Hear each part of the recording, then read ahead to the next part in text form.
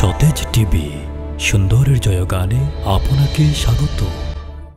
ইন্নাল্লাযীনা আমানু ওয়া আমিলুস সালিহাত কানাত লাহুম জান্নাতুল ফিরদাউসি নুজুলা। وقال رسول الله صلى الله عليه وسلم المرأة إذا صلت خمسها وصامت شهرها وأحسنت فرجها وإطاعت بعلها فلتدخل أبواب الجنة أو كما قال عليه الصلاة والسلام। সকলেই মহব্বতের সহিত দুরূদ শরীফ পড়ি। সাল্লাল্লাহু আলা সাইয়্যিদিনা ওয়া মাওলানা মুহাম্মদ ওয়া আলা আলিহি ওয়া আসহাবিহি ওয়া সাল্লাম। বালাগাল উলা বিকামালিহি كشفت الدجى بجماله حسنت جميع خصاله صلوا عليه وآله। कौनैन का मुख्तार खुदा तुमको बनाया, कौनैन का मुख्तार खुदा तुमको बनाया, उम्मत की निगहबान खुदा तुमको बनाया, उम्मत की निगहबान खुदा तुमको बनाया। आज पृथ्वीते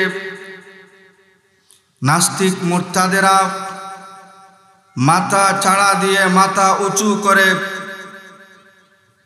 নেমেছে ইসলামের বিরুদ্ধে, মুসলমানদের বিরুদ্ধে। মুসলমানদের অন্তর থেকে ইসলামকে মুছে ফেলার জন্য, এই পৃথিবীর ভূখণ্ড থেকে ইসলামকে তারা মুছে ফেলার জন্য বিভিন্নভাবে গভীর ষড়যন্ত্র নিয়ে লিপ্ত রয়েছে। তার ধারাবাহিকতায় বাংলাদেশেও ইসলাম নিয়ে বিভিন্নভাবে প্রপাগান্ডা শুরু হয়েছে। আপনারা দেখতে পাচ্ছেন এই প্রেক্ষাপটে এই সময়ে অবশ্যই এই সমস্ত দ্বীনি মাদারিস, দ্বীনি প্রতিষ্ঠানের অবশ্যই দরকার আছে না নাই? অবশ্যই আছে। যদি এই সমস্ত প্রতিষ্ঠানে আমাদের সন্তান সন্ততিরা, আমাদের ছেলেমেয়েরা যদি কোরআনের শিক্ষা শিক্ষিত হতে না পারে, কোরআনের জ্ঞানে যদি জ্ঞানান্বিত না হতে পারে, তাহলে অদূর ভবিষ্যতে আমাদের নতুন প্রজন্মরা ইসলাম কি তা বুঝতে পারবে না। কারণ শুধু জাগতিক শিক্ষা নিয়ে যারা ব্যস্ত রয়েছে, আজ জাগতিক শিক্ষার মধ্যে বিজ্ঞানের নামে বিবর্তনবাদ শিক্ষা দেওয়া হচ্ছে, বলেন ঠিক কিনা? কিন্তু এই সমস্ত মাদ্রাসার মধ্যে বিবর্তনবাদ শিক্ষা দেওয়ার কারো কোনো অধিকার থাকবে না।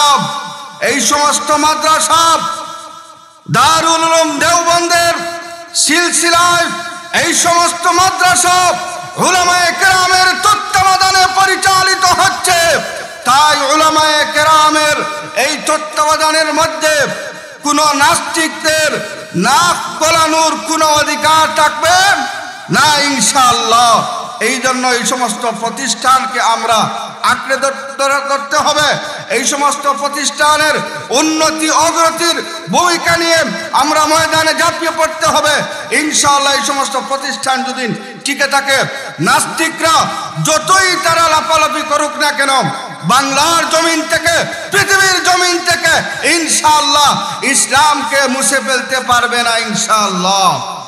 সম্মানিত হাজিরিনে কেরাম, আমাদের সমাজের অবস্থা, আজ সমাজের অবস্থা কি পর্যায়ে পৌঁছেছে। আজ আমরা তাসবিহ হাতে নিয়ে শুধু সুবহানাল্লাহর জিকির করতেছি, মাথায় টুপি পরে মসজিদে 5 ওয়াক্ত নামাজ পড়তেছি, কিন্তু আমাদের আমল এবং আখলাকের চরিত্রের কোনো পরিবর্তন আসতেছে না।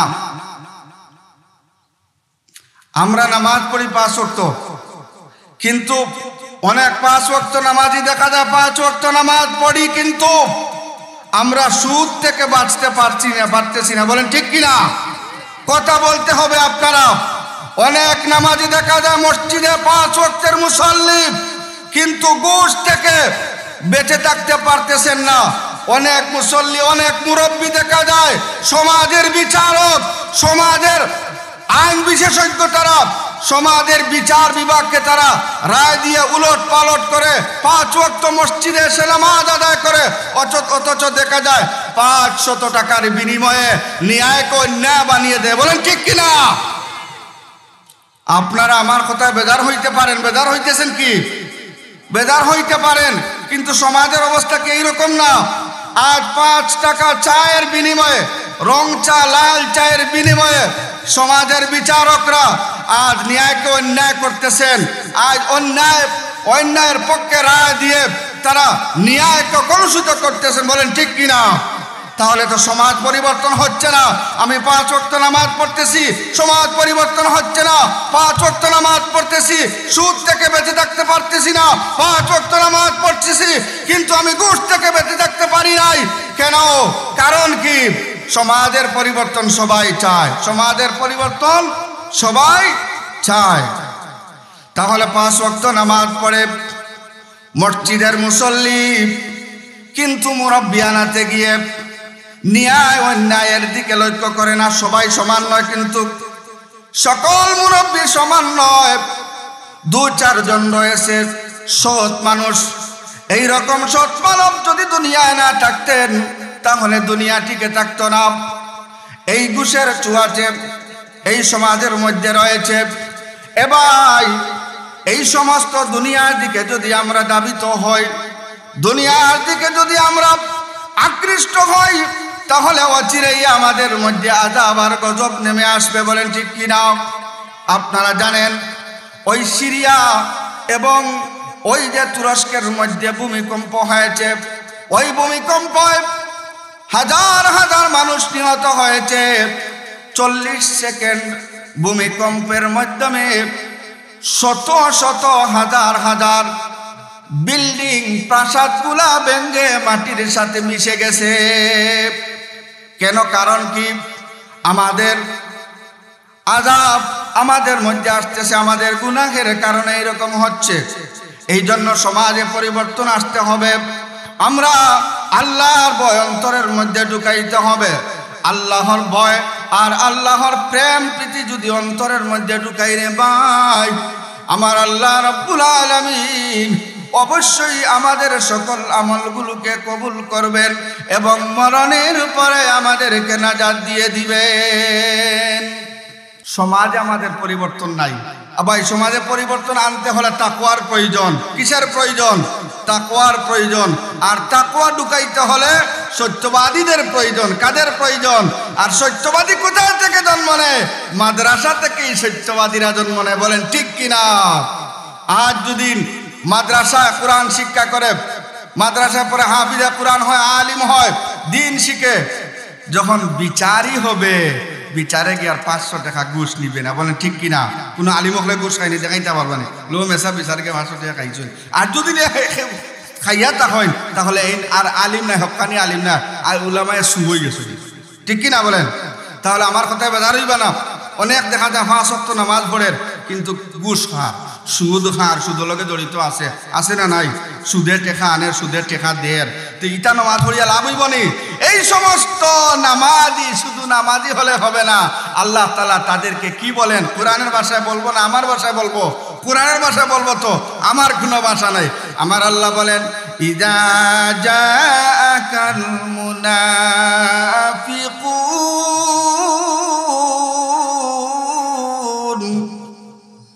ইন্নাল মুনাফিকিনা ফিদ দারকিল আসফালি মিনান নার।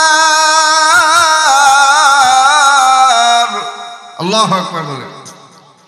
আল্লাহ বলেন এই সমস্ত নামদারি নামাজি, এই সমস্ত নামদারি বিচারি, এই সমস্ত নামদারি সমাজের মাতব্বর এবাই মাতব্বরি করা ভালো কথা, কিন্তু তুমি কি করো নাই? অন্যের হক মারিয়া খাইও না, অন্যের উপর অন্যের দোষ ন্যায়কারীর উপর চাপাইয়া দিও না। এই রকম যদি করো তুমি হইলাই মুনাফিক। কি মুনাফিক? আর মুনাফিকের স্থান কোথায়? ফিদ্দারুকিল আসফালি মিনান নার, জাহান্নামের সবচেয়ে নিকৃষ্ট জাহান্নামে তাদের স্থান হবে। বলেন নাউযুবিল্লাহ। আল্লাহ পাক আমাদের সকলকে হেফাজত করুন, সকলে বলি আমিন। আমি যে হাদিস খানা আপনাদের সামনে তিলাওয়াত করেছি, আল্লাহর হাবিব বলেন যখন কোন নারী 4টা গুনাহ গুণান্বিত হইবে, আল্লাহ রব্বুল আলামিন তাদেরকে এমন ক্ষমতা দিবেন, সে যে দরজা দিয়ে ইচ্ছা জান্নাতে প্রবেশ করিতে পারিবে। বলেন সুবহানাল্লাহ। ইজা সাল্লাত খামসাহা, ইজা সাল্লাত খামসাহা, যখন কোন নারী কি করবে? 1 নাম্বার গুণ হলো 5 ওয়াক্ত নামাজ সময় মতো আদায় করে নিবে। কি? 5 ওয়াক্ত নামাজ সময় মতো আদায় করে নিবে। 2 নাম্বার হলো সমাজ চাহা, আর রমজানের ফরজ রোজাগুলি যথারীতিভাবে আদায় করে নিবে।